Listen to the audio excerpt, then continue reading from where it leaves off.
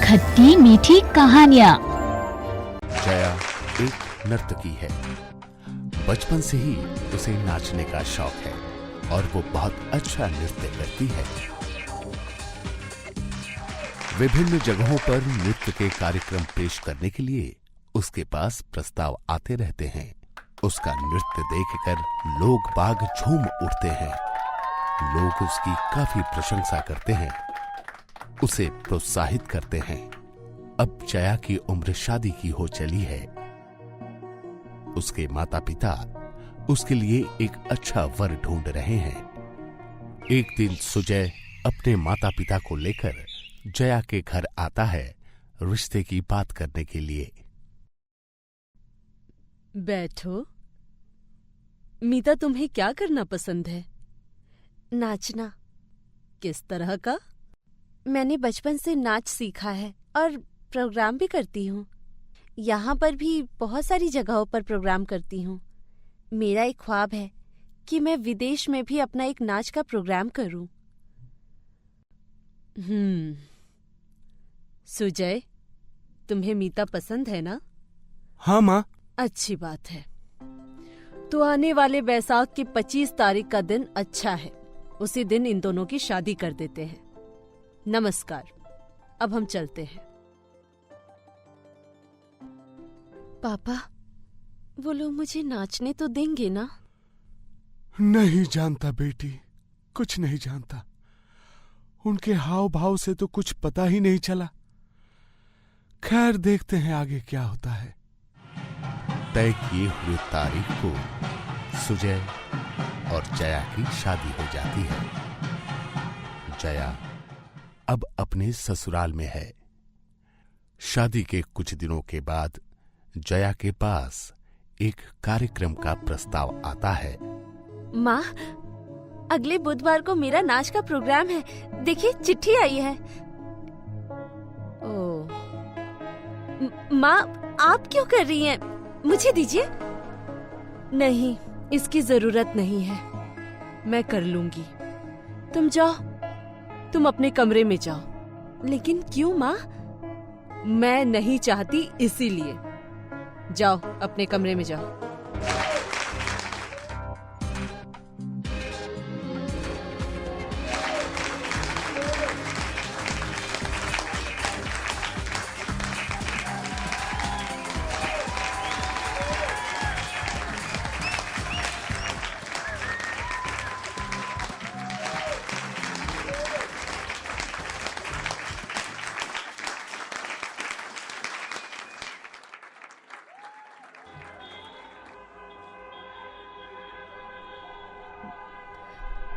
सासू माँ नहीं आई?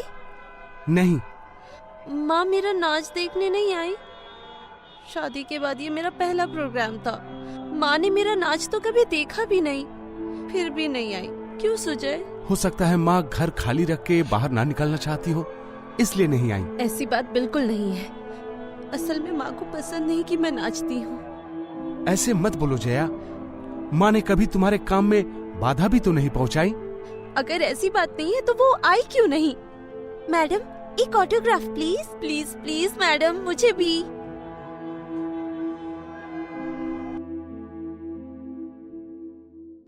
वाह वाह, मीता ने जो आज नृत्य दिखलाया, आहा, मजा आ गया। इसी खुशी में तो हमने पकवान मंगवाए हैं। बिरयानी लाने की क्या जरूरत थी? घर पर तो खाना बना ही था। अरे माँ, एक दिन घर का खाना नहीं खाकर बाहर से खाना मंगवा लिया तो क्या हुआ? और क्या होगा, खाना बर्बाद होगा बस। ओफो, खाने को फ्रिज में रख दो, खराब क्यों होगा? हाँ, उसी खाने को हम लोग बाद में खा सकते हैं, है ना? तुझे जैसा ठीक लगे तू वैसा कर, मुझे क्या। अरे छोड़ो भी लता, हमने तो बहुत मजे से खाया। हाँ, अच्छा तो अब बहुत देर हो चुकी है, अब हमें घर चलना चाहिए। अब तुम लोग भी खाना खा लो। बिरयानी तो बड़ी ही स्वादिष्ट बनी थी। हाँ, अच्छा तो चलते हैं।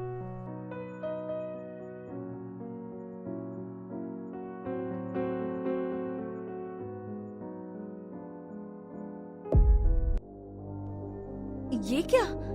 आपने बिरयानी फेंक दी? हाथ लगकर गिर गया। हाथ लगने से या जलन से? घर में रोटी बनाई है, खा लो। नहीं, मुझे अब कुछ नहीं खाना। आप खा लीजिए, मैं ये सब साफ कर देती हूँ। मैं तो आज कुछ नहीं खाऊंगी, आज मेरा उपवास है।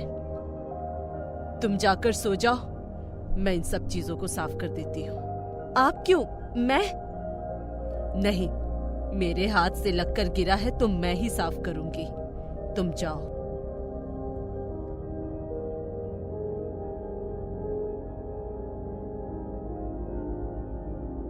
क्या हुआ?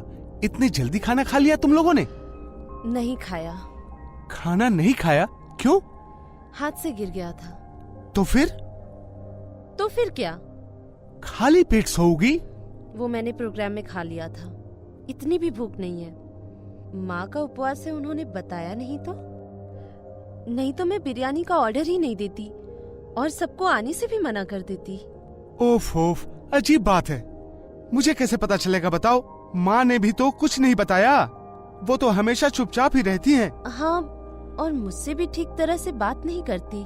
यहाँ तक कि मैं जब भी अपने नाच के बारे में उनसे कुछ कहने जाती हूँ, वो वहाँ से उठकर ही चली जाती हैं। हाँ, खैर छोड़ो, अब सो जाओ।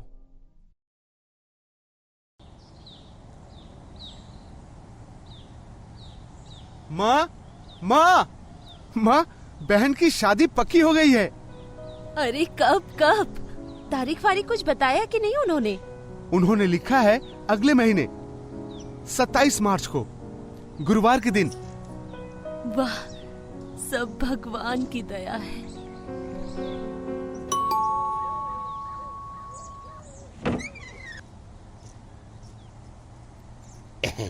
नमस्कार, मैं international dance and drama organisation से आया हूँ। नमस्ते, आइए, बोलिए। हमारा कार्यक्रम अगले महीने है 27 मार्च को, बृहस्पतिवार के दिन। हम आपका सत्कार करना चाहते हैं और हम यह भी चाहते हैं कि आप हमारे कार्यक्रम में डांस का प्रोग्राम प्रस्तुत करें। लेकिन वेकिन कुछ नहीं, हम आपकी कोई बात नहीं सुनेंगे। आप हमें मना नहीं कर सकती। वैसे आप जितने रुपए चाहती हैं, हम देने के लिए तैयार हैं। नहीं नहीं, उस दिन कैसे हो सकता है? उस दिन हमारे घर पर शादी है। तो क्या हुआ, मैडम अपना कार्यक्रम खत्म करने के बाद वापस आ जाएंगी। हम अपनी गाड़ी से आपको छोड़ देंगे। लेकिन इतने बड़े प्रोग्राम का मौका मुझे फिर नहीं मिलेगा सुजय। देखो, आज तक मैंने या मेरे घर वालों ने तुम्हें किसी भी डांस के कार्यक्रम में जाने से नहीं रोका, कभी तुम्हारे काम में बाधा नहीं पहुंचाई। लेकिन उस दिन मेरी बहन की शादी है, तुम्हारे ननद की शादी है। तुम उस दिन कार्यक्रम कैसे कर सकती हो? भाई साहब, आप लोग अभी जा सकते हैं। उस दिन जया कार्यक्रम पेश नहीं करेगी। सोच लीजिए मैडम, उस दिन कार्यक्रम में देश विदेश के नामचीन नृत्य कलाकार उपस्थित होंगे। हाँ, और वैसे भी हमारे ऑर्गेनाइजेशन की ख्याति देश विदेश तक फैली हुई है। हाँ, ऐसे किसी कार्यक्रम में उपस्थित होना, अपना नृत्य प्रस्तुत करना आपके लिए एक बहुत बड़ा मौका। देखिए, हमारे घर की भी एक इज्जत है। हाँ, और फिर मेरी बहन के ससुराल वाले वो क्या समझेंगे भला? हाँ, आप लोग अभी तक यहीं पर खड़े हैं, आप लोग जाइए अब।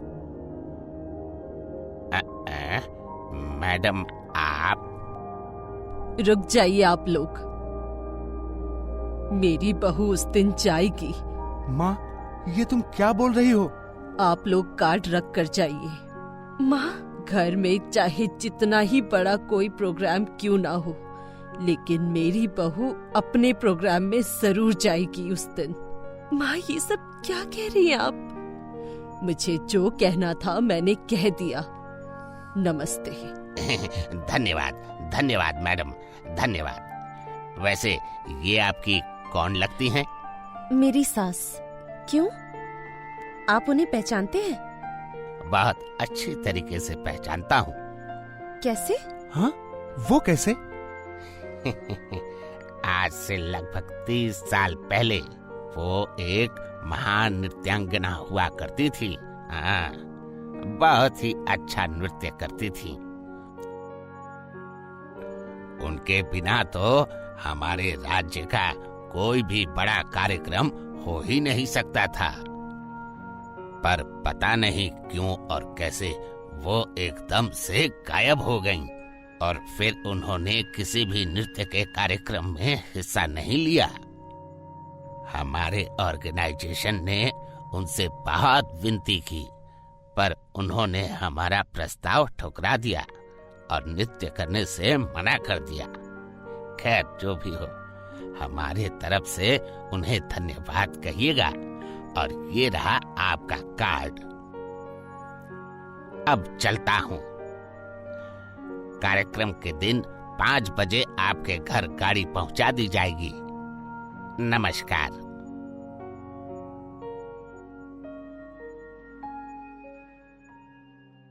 माँ, तुम डांस करती थी और ये बात तुमने हमें बताई क्यों नहीं माँ? तुमने इतने दिनों तक ये बात हमसे छुपाई रखी। क्या बोलूं, नाचना तो मैंने तेरे जन्म से बहुत पहले ही छोड़ दिया था। क्यों माँ, क्यों छोड़ दिया आपने? ये बहुत पहले की बात है। आप बताइए माँ, मैं सुनना चाहती हूँ। शादी के बाद ससुराल वालों ने नाचना बंद करवा दिया। कहा, खबरदार, और नाच नहीं। शादी से पहले जितना नाचना था तुमने नाच लिया। लेकिन माँ, नृत्य तो मेरी साधना है। तुम मेरी, तुम्हारे ससुर की और अपने पति की अच्छे से देख रेख करो, सेवा करो और सोचो कि अब यही तुम्हारी साधना है। अब जाओ, रसोई में जाकर खाना पकाओ। मेरा बेटा खाना खाकर काम पर जाएगा। खबरदार, और हाँ, खबरदार कि अब से नाचने की बात की तो। उस दिन तुम्हारे ससुर जी ने भी मेरा साथ नहीं दिया। लेकिन ये तो अन्याय है। ससुराल में अन्याय नाम का कोई शब्द नहीं है। जो है सब न्याय है। तो फिर आप मेरे साथ ऐसा व्यवहार क्यों करती हैं? क्यों, वो बिरयानी खाने नहीं दिया इसीलिए? नहीं, मतलब। सुनो बहू, तुम एक नर्तकी हो, तुम्हें अपने शरीर का ध्यान रखना होगा। इस तरह का तेल मसालेदार खाना तुम्हारी सेहत के लिए अच्छा नहीं है। अगर तुम मोटी हो गई तो नाचोगी कैसे? आप तो मुझे घर के काम भी नहीं करने देती। जो नर्तकी होती हैं उन्हें हमेशा सुंदर दिखना चाहिए। इस तरह तुम बर्तन धोती रहोगी तो तुम्हारी सुंदरता नहीं घट जाएगी। तो फिर आप मेरा प्रोग्राम देखने क्यों नहीं आती? कौन कहता है कि नहीं देखती? टीवी पर सब देखती हूँ और मन ही मन भगवान से ये प्रार्थना करती हूँ कि सब अच्छे से हो जाए। इसीलिए तो उस दिन मैंने उपवास किया था। माँ, मैंने आपको बहुत गलत समझा। माँ, मुझे माफ कर दीजिए। मैं जो ना कर सकी वो तुम करके दिखाओगी और हमारा सर गर्व से ऊंचा करोगी। फिर मैं सबको कहूंगी कि देखो, ये है मेरी बहू, मेरी नर्तकी बहू। माँ,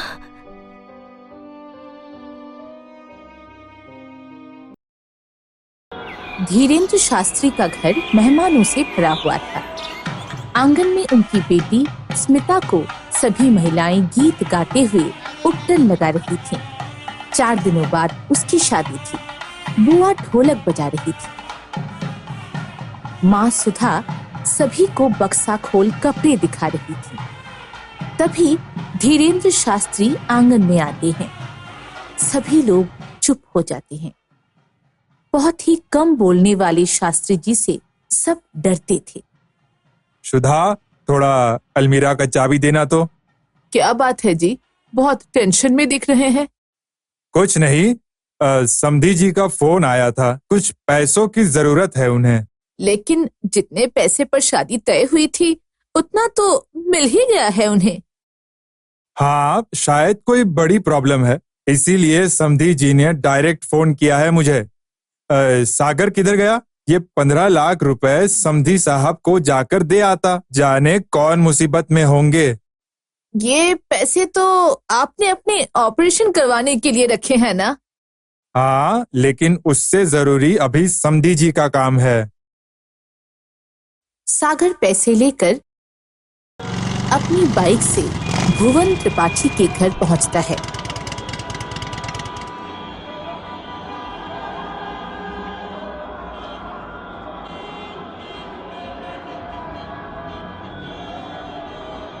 वहां उसे रिया मिलती है। क्या बात है, हमारे मकान को यूं घूर घूर के क्यों देख रहे हो? वो मैं भुवन त्रिपाठी का घर खोज रहा था। लोकेशन तो यही का मिला था हमें। क्यों, क्या काम है? उनसे क्यों मिलना है तुम्हें? और इतना बड़ा बोर्ड लगा हुआ है त्रिपाठी जी का, तुम्हें दिखाई नहीं देता क्या? नेम प्लेट दिखाने के लिए धन्यवाद। चलो अब हटो, हमें त्रिपाठी जी से मिलना है, कुछ काम है। अरे रे रे रे, ऐसे कैसे घुसे जा रहे हो? पहले अपना नाम बताओ, क्या काम है बताओ, तब जाकर तुम्हें परमिशन मिलेगा। देखो, हमें त्रिपाठी जी से मिलना बहुत जरूरी है। उन्हें कुछ इम्पोर्टेंट चीज देना है, इसीलिए उनको बुला दो या फिर हमें अंदर जाने दो। पूरा इन्फॉर्मेशन दिए बिना अंदर जाना मना है। लाओ वो थैला, मैं दे दूंगी। अरे रे रे रे, ऐसे कैसे थैला दे दूं? चलो हटो, जाने दो, मुझे और भी काम है। तुम्हारे जैसा मोहल्ले में घूम घूम कर इंक्वायरी नहीं करना कि किसके घर कौन जा रहा है। दोनों का हल्ला सुन भुवन त्रिपाठी घर से निकलते हैं। अरे कौन है रिया, किससे बात कर रही हो? पता नहीं, कोई मिस्टर एक्स आपसे मिलना चाहता है। लो बात कर लो, यही है मिस्टर भुवन त्रिपाठी। नमस्ते अंकल, मेरा नाम सागर है। मैं चंदनपुर के धीरेन्द्र शास्त्री का बेटा हूँ। उन्होंने मुझे आपको ये थैला देने के लिए कहा है, लेकिन ये बदतमीज लड़की आपसे मुझे मिलने ही नहीं दे रही इतनी देर से। अरे आओ बेटा, अंदर आओ। ये मेरी बेटी रिया है, थोड़ा नटखट है, अगले साल इसकी भी शादी है। अंदर जाकर सागर त्रिपाठी जी को पैसों से भरा थैला दे देता है। फिर चाय नाश्ता करके वहां से निकल जाता है। 4 दिन बाद स्मिता की शादी मन से हो जाती है। जिस आंगन में वो खेली बढ़ी, आज उसी आंगन से वो विदा हो रही थी। माँ, अभी अभी तो मैं बड़ी हुई थी, मैंने तो कभी तुझे तंग भी नहीं किया। कुछ दिन और रहने देती, इतनी जल्दी विदा करने की क्या जरूरत थी? जा बेटी जा, का विधान है, बेटी को 2-2 घर संभालना होता है। जिस तरह तू इस आंगन में खेली बढ़ी, अब इससे बड़े आंगन में जा रही है। वहां तुम्हें नए नए कई रिश्ते मिलेंगे। उन रिश्तों को संभालने की जिम्मेदारी अब तुम्हारे कंधे पर है। इस आंगन की तरह उस आंगन को भी हरा भरा रखना। पापा, अपनी सेहत का ख्याल रखना, दवा टाइम टाइम पर लेते रहना और मौका निकालकर हमें देखने भी आते रहना। बेटी, तुम इस आंगन से उस आंगन में जा रही हो। कोशिश करना उस आंगन में बैठकर ऐसी कोई बात ना हो जिससे तुम्हारे पापा के सम्मान को ठेस पहुंचे। स्मिता आखिरी बार उस आंगन को देखती है जहां उसने बचपन से जवानी तक का समय बिताया था। विदा होकर वो मन के घर पर पहुंचती है। रास्ते भर पापा के कहे वो अंतिम शब्द उसके कानों में गूंज रहे थे कि पापा के सम्मान को कभी ठेस न पहुंचने देना। मन के घर के अंदर दाखिल होने पर सबसे पहले आंगन को प्रणाम करती है।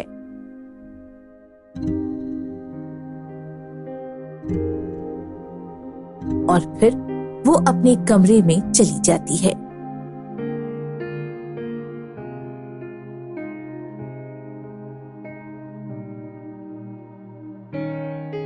भाभी, मैं आपकी छोटी ननद रिया हूँ। आज से आपको जो भी काम हो ना, आप हमें कहना, मैं फट से कर दूंगी। ठीक है बाबा, तुम्हें ही याद करेगी। पहले कोई काम तो हो, अभी कोई काम नहीं है। भाभी दूर से थक कर आई है, उसे आराम करने दे। माँ, मैं भी तो कल रात सोया नहीं, मुझे भी नींद आ रही है, लेकिन मेरे लिए तो कोई नहीं सोच रहा। ठीक है बाबा, तू छत के ऊपर वाले कमरे में जाकर सो जा, वहाँ तुझे कोई तंग नहीं करेगा। अच्छा, नई बहू के लिए एसी वाला रूम और मुझे ऊपर तपते धूप वाले रूम में भेजेंगी? बहुत नाइंसाफी है। ठीक है, अब ज्यादा इमोशनल ब्लैकमेल मत करो। चलो निकलो यहाँ से और सीधे छत के ऊपर जाओ।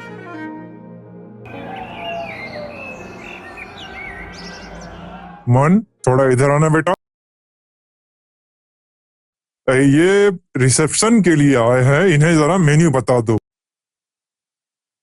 स्मिता जल्दी ही अपने व्यवहार से सभी का मन मोह लेती है और उस आंगन में अपना एक स्थान बना लेती है। हर सुबह और शाम उस आंगन में ठहाके लगते हैं और उसका सेंटर स्मिता ही होती है। जो अभी तक सभी अपने अपने कमरे में रहते थे, आज स्मिता ने उन्हें एक साथ आंगन में ला दिया है। एक दिन आंगन में, बहू, सागर आया है, कुछ पकोड़े वकोड़े बनाओ। और सागर, बताओ पिताजी कैसे हैं? उनका ऑपरेशन कब होना है? डॉक्टर ने अगले सप्ताह ऑपरेशन के लिए कहा है। चलो अच्छा है, घुटने के ऑपरेशन होने के बाद उन्हें चलने में कोई कठिनाई नहीं होगी। रिया, मेरे अलमीरा में एक पैकेट होगा, वो निकाल कर लाओ तो। जी पापा। ये लो पैकेट। ये लो सागर, शास्त्री जी की अमानत।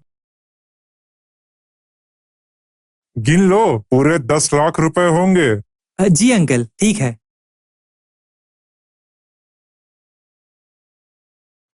और बाकी 5 लाख रुपए के लिए मैं पापा को क्या बोलूंगा? मतलब तुमने तो मुझे 10 लाख रुपए ही ला कर दिए थे। वैसे 5 लाख की जरूरत है तो कहो, मैं दे देता हूँ। 2-3 दिन में इंतजाम करके दे दूंगा। लेकिन अंकल, मैंने तो आपको 15 लाख रुपए ही दिए थे। अरे, तुम्हारे जाने के बाद मैंने पिताजी के सामने खुद गिने थे, 10 लाख रुपए ही थे, तो और 5 लाख गए कहाँ? झूठे कहीं के। मैं झूठ नहीं बोल रहा। 1 मिनट, मैं फोन पर स्पीकर ऑन करके पापा से पूछवा देता हूँ। दिए तो 15 लाख रुपए ही थे, लेकिन अगर त्रिपाठी जी 10 लाख रुपए बोल रहे हैं तो वही लेकर चले आओ। सागर के जाने के बाद रिया उसको चोर, उचक्का, मक्कार, न जाने क्या क्या कहती है। उस आंगन में ही बैठी हुई स्मिता को अपने भाई के बारे में कही गई ये बात अच्छी नहीं लगती और वो रिया को ये सब कहने से मना करती है। इसी बात पर दोनों में तू मैं होते होते तकरार इतनी बढ़ जाती है कि दोनों एक दूसरे से बोलचाल बंद कर देते हैं। समय बीतता है और रिया की शादी ठीक हो जाती है। शादी के बाद रिया अपने ससुराल चली जाती है।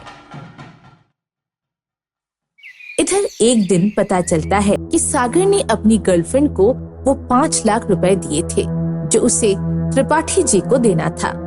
धीरेन्द्र शास्त्री और सुधा दोनों आज स्मिता के यहाँ आए हुए थे और उसी आंगन में बैठे थे। त्रिपाठी जी, मैं एक बार फिर से सागर की करतूत के लिए आपसे माफी मांगता हूँ। शास्त्री जी, इसमें आपका क्या दोष है? जवान लड़का है, इस तरह के भूल तो अक्सर इस एज में होते ही रहते हैं। ये तो समधी जी का बड़प्पन है जो इन बातों को वो समझे। तभी संयोग से रिया आ जाती है।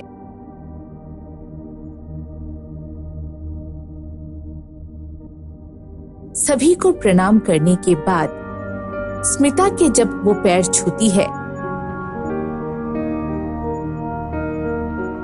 तो स्मिता रिया को गले लगाकर फफक कर रोने लगती है। मुझे माफ कर दो बहन, मैंने अपने भाई के कारण तुम्हें भला बुरा कहा। नहीं भाभी, सारी गलती मेरी थी।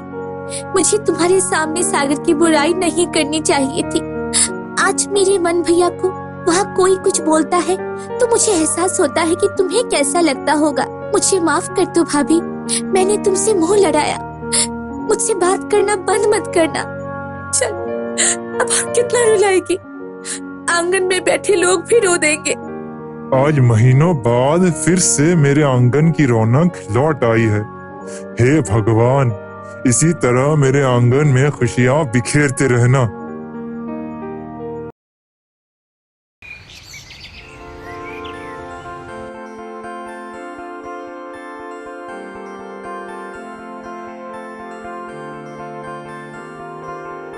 अरे चपला कहाँ रह गई? अभी तक नहीं आई। क्या मुसीबत है, ये लड़की भी ना बहुत देर करती है। मैं तो खाना पकाकर थोड़ा बहुत खाकर आई हूँ, मेरी तो सास जानती भी नहीं है। तूने अपनी सास को खाना नहीं दिया? जा तो खुद लेकर खा लेगी। अरे ये देखो आ गई। अरे तुझे आने में इतनी देर क्यों हो गई? अरे मैं क्या बताऊं, मैं जैसे ही निकलने वाली थी पड़ोस की चाची हमारे घर आ गई अपनी बेटी की शादी का निमंत्रण देने। उसके बाद क्या, मैं जैसे तैसे करके बस निकल गई, जैसे तैसे। अब हंसना बंद करो और चलो खेल शुरू करते हैं। चल चल पत्ते बांट। इन चारों को ताश खेलने का बड़ा ही नशा है। सारा दिन ये अपने काम से निपटकर ताश खेलने बैठ जाते हैं। ताश का नशा कुछ ऐसा है कि कोई भी काम करते हुए इनका मन नहीं लगता। अब जैसे कि खाना पकाते हुए कभी खाने में तीखापन ज्यादा हो जाता है तो कभी मिर्च पड़ती ही नहीं, कभी नमक ज्यादा हो जाता है तो कभी नमक पड़ती ही नहीं, और ऐसा ही कुछ तेल के साथ भी है। कभी तेल ज्यादा हो जाता है तो कभी तेल पड़ता ही नहीं। ऐसे में एक दिन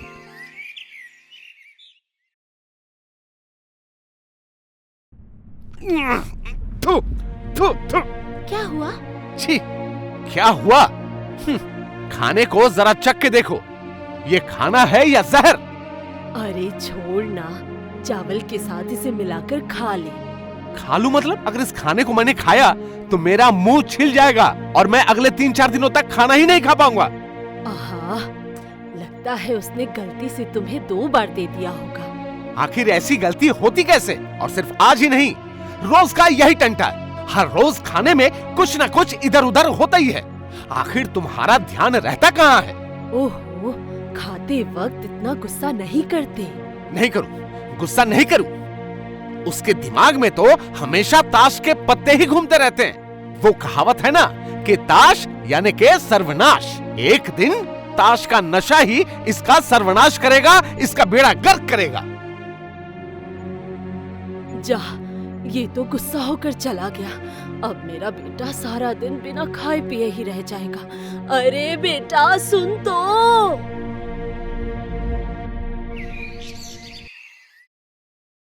नहीं नहीं, ऐसा कैसे हो सकता है? तूने ही तो फेंका इसे।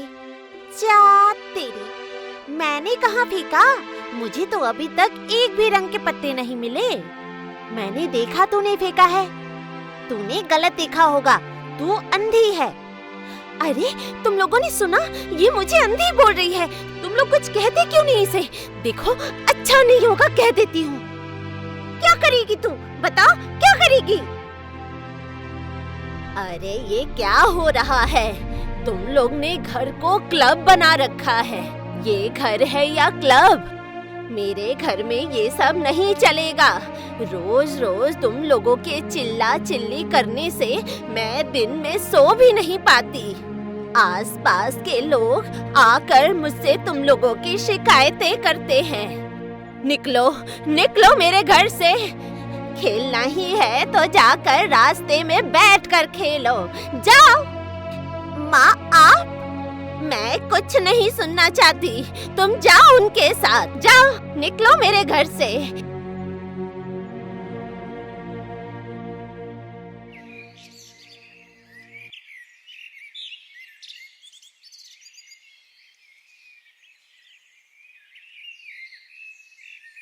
अरे अरे, वो देखो, घर की बहुएं मिलकर ताश खेल रही हैं। बाप रे बाप, ये कैसा दिन आ गया है। प्रगति, उन्नति इसी को कहते हैं शर्मा जी। हैं? अरे साहब, हमारे वक्त में तो बहुएं घूंघट में रहती थी, घर के बाहर तक नहीं निकलती थी। हाँ शर्मा जी, ये आपने क्या कह दिया? अरे भाई, आज की जो औरतें हैं वो आजाद पंछी हैं। वो दिन गए। अरे भाई, वो पैसों के साथ खेल रही है, ये तो जुआ है। आप कहें तो अब पुलिस वालों को खबर कर दूं? ओह, कृपा है भगवान की, लीला है परमेश्वर की। अरे शर्मा जी, छोड़िए इन्हें अपने हाल पर। वो कहते हैं ना कि जो गड्ढे में गिरना चाहता है उसे गिरने दो। अगर पकड़ने जाओगे तो खुद भी गड्ढे में जाओगे। हाँ, अरे भाई, इनके चक्कर में हमारा आज का टहलना ही बंद हो जाएगा। चलिए चलिए, आगे बढ़िए, चलिए।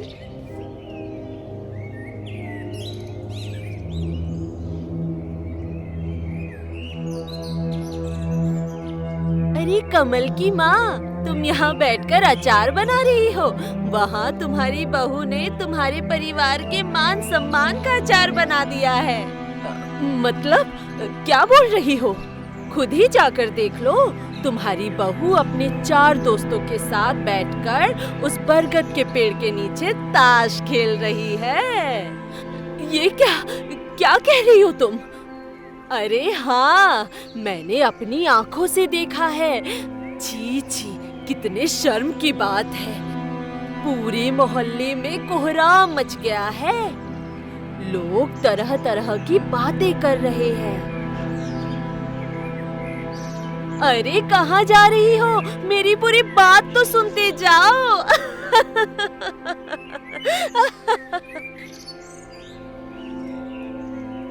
अरे बहू, तुम लोग यहाँ क्या कर रही हो? क्यों माँ, आप देख नहीं रही? हम लोग मिलकर ताश खेल रहे हैं। वो तो मैं देख ही रही हूँ, लेकिन यहाँ इस बरगद के पेड़ के नीचे क्यों बहू? तो क्या करती सासू माँ? आलू की सासू माँ ने हम लोगों को घर से निकाल दिया। कहा कि इस घर में हम नहीं खेल सकते। हे भगवान, छी छी बहू, तो क्या अब इस तरह से रास्ते में बैठकर खेलोगी? चपला के घर भी जाने की कोशिश की, लेकिन उसकी सास ने भी हमें निकाल दिया। मजबूरन हमें इस बरगद के पेड़ के नीचे ही आना पड़ा।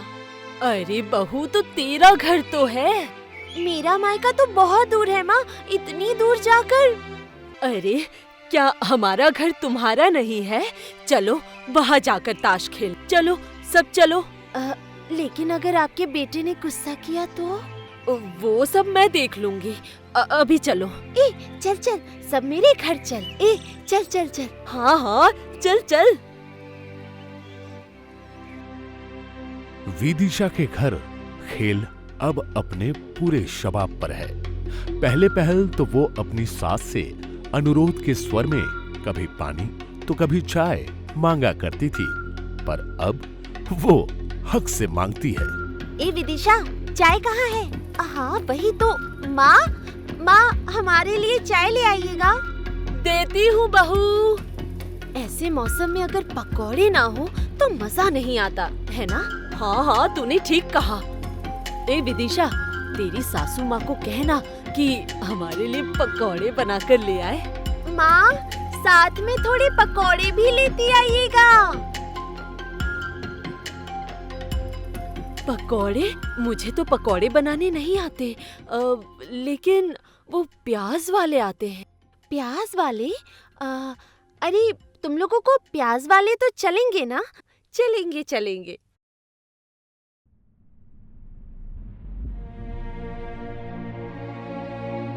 पकौड़े खिलाता हूँ, अभी खिलाता हूँ तुम्हें पकौड़े।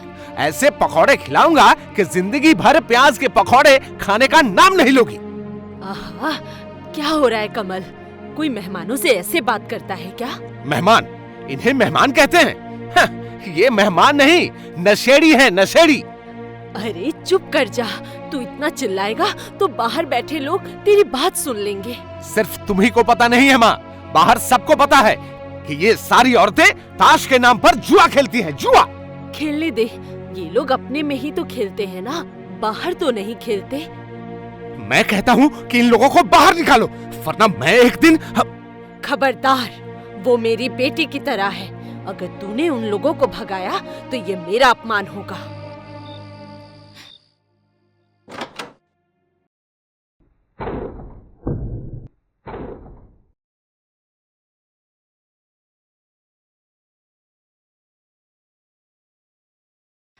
सुनो जी, क्या मुझे कुछ पैसे उधार दे सकते हो? क्यों? नहीं, मुझे थोड़ी जरूरत है। अरे, अभी कुछ दिन पहले ही तो तुमने कहा था कि तुम्हें जरूरत है, तो मैंने तुम्हें पैसे दिए थे। तो अब बताओ क्या जरूरत है, किस लिए चाहिए तुम्हें पैसे? जब तक नहीं बताओगी तब तक पैसे नहीं दूंगा। देखो विदिशा, ये बात और है कि हमारी आर्थिक स्थिति खराब नहीं है, अच्छी है, पर तुम्हारे ताश के नशे के लिए पैसे मैं बिल्कुल नहीं दूंगा।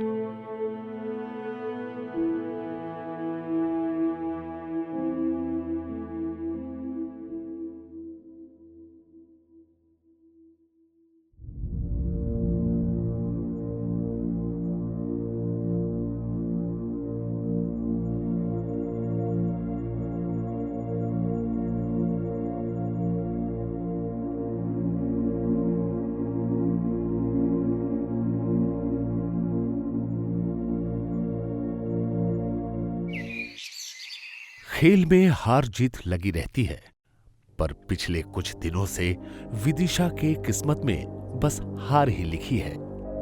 और यही कारण है कि विदिशा को लगातार पैसों की जरूरत पड़ती है। अब हालात ये है कि पैसों की कमी के कारण विदिशा को बाजी में अपने गहने लगाने पड़ेंगे। अरे विदिशा, तू तो सारी बाजी हार गई, अब क्या करेगी बोल? अब आज तो मेरे पास लगाने को और कुछ भी नहीं, मैं आज नहीं खेलूंगी। अरे ऐसे बोलने से होता है क्या? खेल छोड़कर तुम नहीं उठ सकती। क्या मुसीबत है? मैंने बोला ना मेरे पास पैसे नहीं हैं। बाजी लगाते वक्त तुझे ये ध्यान नहीं था क्या? देखो, जब हम पहले पहले खेलते थे तो हम बस मजे के लिए खेला करते थे, इस तरह पैसे की बाजी लगाकर नहीं। वो समय तो अब जा चुका है। हम सबने मिलकर ये तय किया है कि इस खेल से जो भी पैसे इकट्ठे होंगे हम उससे जाकर होटल में खाएंगे और ऐश करेंगे। अब तो तू पीछे नहीं हट सकती। हाँ, मैं इस खेल को अब और नहीं खेलूंगी। इस खेल के लिए मैंने अपने घर से पैसे चुराए हैं, अपने गले का हार भी गिरवी रख दिया, अब और नहीं। इस बाजी में लगाने के लिए पैसे तो तुझे जुगाड़ करने ही होंगे, नहीं तो हम सब मिलकर तुझे नहीं छोड़ेंगे।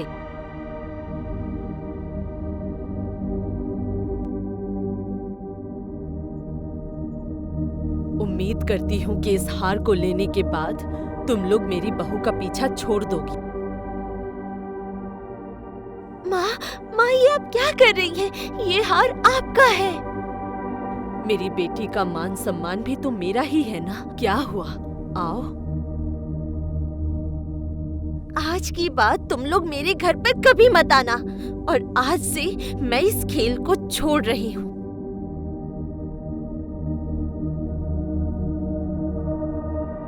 माँ, मुझे माफ कर दीजिए। इस ताश के नशे में मैं लगभग सब कुछ भूल गई थी। मैं इस खेल को अब और कभी नहीं खेलूंगी। मेरी वजह से आपका हार भी चला गया। हार चला गया तो क्या हुआ? मेरी बेटी को होश तो आया। यही मेरे लिए सबसे बड़ी बात है।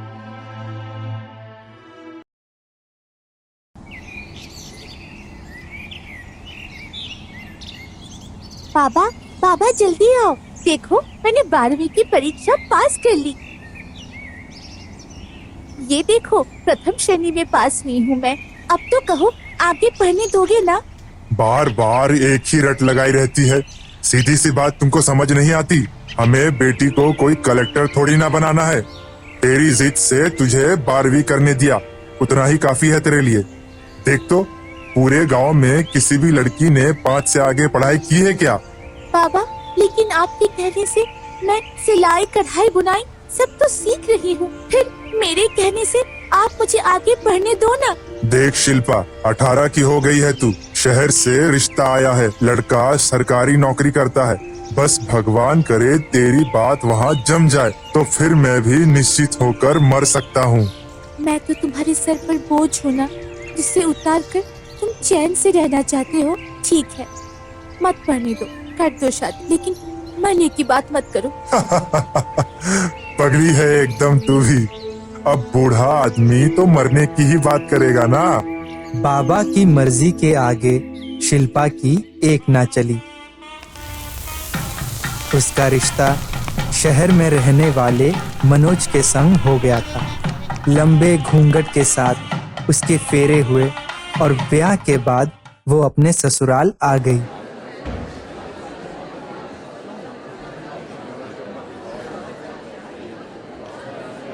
मनोज के तो भाग ही खुल गए हैं, जो इतनी कम उम्र की लड़की मिल गई। देखो तो कितनी सुंदर है। मुझे तो बहुत कम दिखाई पड़ता है। राम लखन के कौन से लड़की की दुल्हन आई है? उसी की जिसकी औरत मर गई थी। हाँ हाँ, उसी की। देखो तो कितनी अच्छी लड़की मिल गई। नहीं तो दूसरे ब्याह में कहाँ अच्छे रिश्ते मिलते हैं। सही कहती हो, अपनी अपनी किस्मत की बात है। घूंघट के अंदर शिल्पा सारी बातें सुन रही थी। क्या दूसरी शादी? ये लोग क्या बोल रहे हैं? कुछ देर बाद मोहल्ले की औरतें मुंह दिखाई करके चली जाती हैं और मनोज उसके कमरे में आ जाता है। मुंह दिखाई करने आई औरतें पता नहीं क्या क्या अनाप शनाप बोल रही थी। मेरा तो दिल ही थक से रह गया। क्या बात है? ठीक से बताओ, क्या हुआ है? वो बातें कर रही थी कि आपकी ये दूसरी शादी हुई है और पहली पत्नी मर चुकी है। हाँ, तो इसमें अनाप शनाप जैसी क्या बात है? मेरी शादी हो चुकी है और 3 बच्चे भी हैं। पहली पत्नी मीनाक्षी की मौत होने के बाद ही तो मैंने दूसरी शादी की है। एक बार को तुम मेरे लिए कुछ ना करो तो भी चलेगा, लेकिन मेरे बच्चों का ख्याल रखना। इससे अधिक मैं तुमसे कुछ नहीं चाहता। ऐसा समझ लो कि बच्चों की खातिर ही मैंने दूसरी शादी की है। क्या कहा? आप मुझे अपने बच्चों की आया बना कर लाए हो? अगर इतने ही सीधे सच्चे हैं आप, तो झूठ बोलकर शादी क्यों की? आपको शादी से पहले सब कुछ बता देना चाहिए था। मैं किसी और की जगह नहीं ले सकती। मैं अपने बाबा के पास वापस जाना चाहती हूँ। देखो, तुम्हारे बाबा को सारी बातें पहले से ही पता है। मैं नहीं जानता उन्होंने तुमसे सच्चाई क्यों छिपाई, लेकिन किसी को भी धोखा देना मेरी आदत नहीं है। फिर भी तुम चाहो तो जा सकती हो, मैं तुम्हें नहीं रोकूंगा। पूरी रात शिल्पा अपने भाग्य पर आंसू बहाती रही। सुबह उठी तो आंखों के सामने 3 छोटे छोटे बच्चों को पाया। क्या नाम है तुम तीनों का? कितने साल के हो तुम? मैं अजय 6 साल का हूँ। ये मेरी बहनें हैं, आरती और ज्योति। आरती 4 साल की है और ज्योति 2 साल की। चाह कर भी शिल्पा उन नन्हे नन्हे बच्चों से खुद को दूर नहीं रख पा रही थी। बिन माँ का जीवन कैसा होता है, ये शिल्पा से बेहतर और कौन समझ सकता था। मेरे साथ जो कुछ भी हुआ उसमें इन नन्हे बच्चों की क्या गलती है? आज से मैं ही इनकी माँ हूँ। मेरा तो जीवन बिन माँ के गुजर गया। इनको मैं सगी माँ से भी ज्यादा प्यार दूंगी। शिल्पा ने तीनों बच्चों को मन से अपना लिया था। उसके अच्छे व्यवहार को देखकर मनोज भी शिल्पा से बहुत खुश रहने लगा था। 2 महीने बाद सुनिए, आप पिता बनने वाले हैं। चौथा बच्चा आने के बाद तुम्हारी जिम्मेदारी बहुत बढ़ने वाली है शिल्पा। आप फिक्र मत कीजिए, मैं संभाल लूंगी। साल भर के भीतर शिल्पा भी एक बेटे विजय की माँ बन जाती है। कुछ साल बाद तुमसे शादी करके मैंने अपने जीवन का सबसे सही निर्णय लिया था। तुमने मेरे बिन माँ के बच्चों को इतना प्यार दिया है कि कोई बता ही नहीं सकता कि तुम्हारा सगा बेटा कौन सा है और सौतेला बेटा कौन सा। आज के बाद कभी ऐसी बात मत करिएगा। चारों बच्चे मेरे अपने हैं। मुझसे जितना हो सकेगा मैं उनके लिए हमेशा करूंगी। सगा और साथ अपने मन में कभी मत लाना। 20 साल बाद। माँ, जल्दी आओ, पिताजी का एक्सीडेंट हो गया है। पिताजी हमें छोड़कर चले गए। ये नहीं हो सकता। अब मैं किसके भरोसे जीऊंगी? ये तूने कैसा अनर्थ किया भगवान? मनोज की मौत के 1 महीने बाद माँ, पिताजी के ऑफिस से नोटिस आया है। उनकी जगह किसी को मृतक आश्रित पर नौकरी मिल सकती है। मैं आज ही नौकरी के लिए आवेदन दे देता हूँ। भैया आपने तो MBA की है, आपको तो कहीं भी नौकरी मिल जाएगी। पिताजी की नौकरी के लिए मैं आवेदन देता हूँ। विजय, बड़े भैया के सामने बोलने की तुम्हारी हिम्मत कैसे हुई? अभी मैं हूँ ये बताने के लिए कि अजय को क्या करना है और क्या नहीं। बड़े भाई के सामने बोलूंगा नहीं तो ये बड़े आराम से पिताजी की नौकरी ले जाएंगे। मैं साफ कह रहा हूँ कि पापा की नौकरी पर मेरा भी हक है और मैं अपना हक लेकर ही रहूंगा। दोनों भाई सारी शर्म लिहाज छोड़कर नौकरी पाने के लिए आपस में झगड़ने लगते हैं। माँ, अगर आपने छोटे का पक्ष लिया तो मैं समझ जाऊंगा कि सगा बेटा सगा ही होता है और सौतेला सौतेला। अभी विजय 19 साल का हुआ है, पढ़ने लिखने का समय है, ऐसा नहीं। दुनिया की नजर में अच्छी माँ साबित होने के लिए आपने हमेशा मेरे साथ पक्षपात किया है, लेकिन अब मैं पीछे हटने वाला बिल्कुल नहीं हूँ। दोनों बेटों की बात सुनकर शिल्पा रात को अपने कमरे में बैठी आंसू बहा रही थी। जिन बच्चों की खातिर मैंने अपना सारा जीवन झोंक दिया, आज वो ऐसे कुत्ते बिल्लियों की तरह लड़ रहे हैं। आप मुझे छोड़कर क्यों चले गए? देखिए, मेरा प्यारा सा बनाया हुआ घर आपके जाते ही ताश के पत्तों की तरह बिखर रहा है।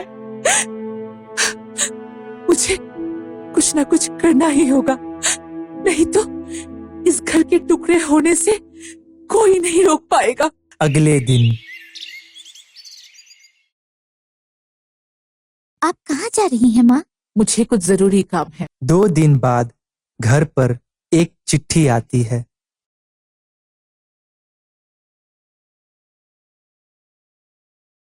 माँ, पिताजी के ऑफिस से चिट्ठी आई है। अच्छा, पढ़कर सुनाओ तो। इसमें लिखा है कि पिताजी की नौकरी आपको दी जाती है। ये क्या है माँ? तुमने बिल्कुल ठीक पढ़ा है बेटा। नौकरी मेरे पति की है, इसलिए उनके जाने के बाद इस पर सबसे पहला हक मेरा है। कानून तो यही कहता है ना। माँ, ये आपकी नौकरी करने की उम्र है क्या? आप घर पर आराम कीजिए, नौकरी मैं करूंगा। आपको क्या जरूरत है माँ इस उम्र में घर से बाहर निकलकर काम करने की? आप ये सब नहीं कर पाएंगी। अगर 18 की उम्र में मैं 4 बच्चे पाल सकती हूँ तो 38 में नौकरी नहीं कर सकती? अभी इतनी भी बूढ़ी नहीं हुई हूँ जितना तुम समझ रहे हो। पूरे 22 साल नौकरी कर सकती हूँ। खुद को खोकर तुम चारों को पढ़ाया लिखाया संवारा है। कभी अपनी खुशी के बारे में नहीं सोचा मैंने। हमेशा तुम सबकी खुशी में ही अपनी खुशी ढूंढती रही। पिता के जाने के बाद तुम दोनों घर के मुखिया बनने के लिए आपस में झगड़ रहे हो। ये बात कैसे भूल गए कि तुम्हारी माँ अभी जिंदा है। अब इस घर की मुखिया मैं हूँ, इसलिए नौकरी भी मैं ही करूँगी। तुम्हारे हाथ में सब कुछ सौंप दिया तो तुम दाने दाने के लिए मोहताज कर दोगे। मुझे माफ कर दो माँ, आप सही कह रही हैं। पापा के बाद आपका ही हक पहले बनता है। न जाने ये ख्याल मेरे मन में क्यों नहीं आया। हाँ माँ, भैया सही कह रहे हैं। मैं अपनी ग्रेजुएशन पूरी करूंगा और पापा का सपना भी पूरा करूंगा। शॉर्टकट में नौकरी पाने का लालच में मैं भी भूल गया था कि पापा मुझे वकील बनाना चाहते थे। तुम दोनों को ही नौकरी करने का शौक है, ये बहुत अच्छी बात है। इसलिए दोनों मेहनत करो और अपने दम पर अपने पैरों पर खड़े होकर दिखाओ। जैसे पापा के समय ये घर चलता था, सब कुछ वैसा ही रहेगा। आपसे मैंने जो कुछ भी कहा छोटा भाई समझकर मुझे माफ कर दीजिए भैया। माँ, आपके कारण आज हम दोनों में मतभेद होने से बच गया। अगर हम में से कोई एक भी नौकरी करता तो दूसरे के मन में द्वेष आना ही था। आज आपने माँ से पहले एक मुखिया होने की जिम्मेदारी निभाई है। हमें अपनी माँ पर गर्व है।